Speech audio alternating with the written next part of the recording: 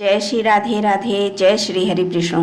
दोस्तों, हमने आपको बहुत सारा वीडियो दिया, लेकिन अभी हम आपको जो दे रहे हैं इसकी जानकारी होना बहुत ज़रूरी होता है। तो भीष्म पंचक कब शुरू हो रहा है, जानिए इसका महत्व, सही तिथि और पूजा की विधि। दोस्तों, पंचक पे अक्सर करके सारे काम बंद हो जाते हैं, लेकिन इस पंचक को आप सुनिए, आगे चल के आपको इसका सब पता चलेगा कि इसमें क्या करना है और क्या नहीं करना है। दोस्तों, वीडियो को बिना स्क्रिप्ट किए, बिना रुके आप इसको जरूर देखिए। पूरा देखेंगे, इससे आपको ज्ञान और भी बढ़ेगा। सनातन धर्म में पंचक के 5 दिन सामान्यतः अशुभ माने जाते हैं, लेकिन कार्तिक माह का भीष्म पंचक शुभ और मोक्षदायी होती है।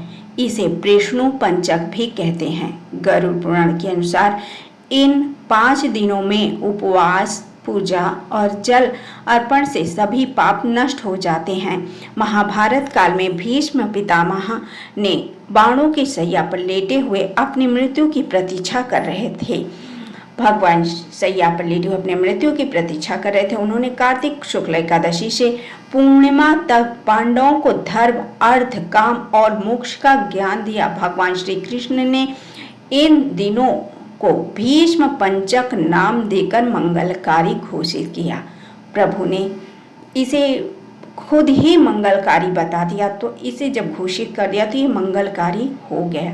दोस्तों, आइए भीष्म पंचक की सही तिथि, महत्व और पूजा विधि जानते हैं हम आपको इस वीडियो में।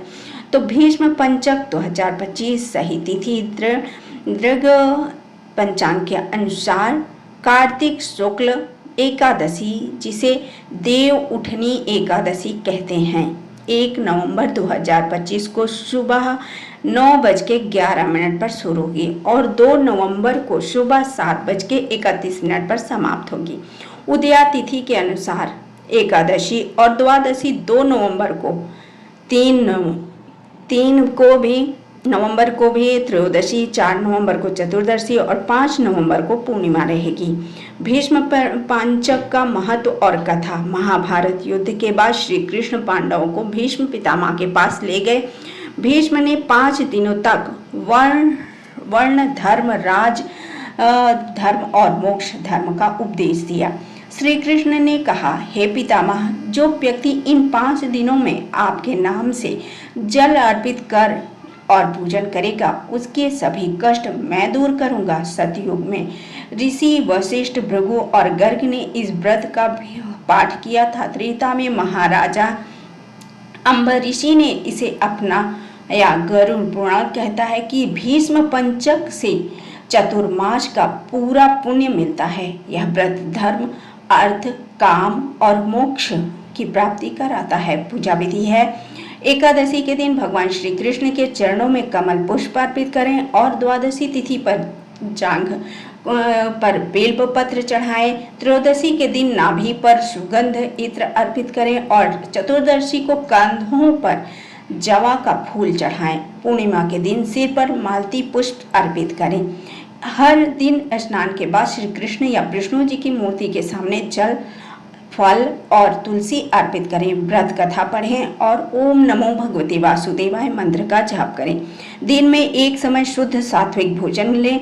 भीष्म पंचक में क्या नहीं करें? मांस, मदिरा, तामसिक भोजन से दूर रहें। क्रोध, झूठ, अपशब्द और छल ना करें। दिन में भोजन करें, रात्रि भोजन वर्जित होता है, नहीं किया जाता है। तुलसी को अपवित्र ना करें और स्नान के बाद ही जल चढ़ाएं। 1 नवंबर से 5 नवंबर तक 2025 तक भीष्म पंचक रहेगा। यह व्रत पाप नाशक और मोक्षदायी है। इन दिनों में पूजा और संयम से श्री कृष्ण की कृपा प्राप्त करें। दोस्तों, ये हमने आपको भीष्म पंचक बताया है, क्योंकि हम भी भीष्म पंचक अपने बाबा से सुने थे, जो हम आपको भीष्म पंचक के बारे में बताए हैं। तो अगर आपको लोगों को ये जानकारी पसंद आए तो लाइक कीजिए, शेयर कीजिए और सब्सक्राइब कर लीजिए। जय श्री राधे राधे, जय श्री हरि विष्णु।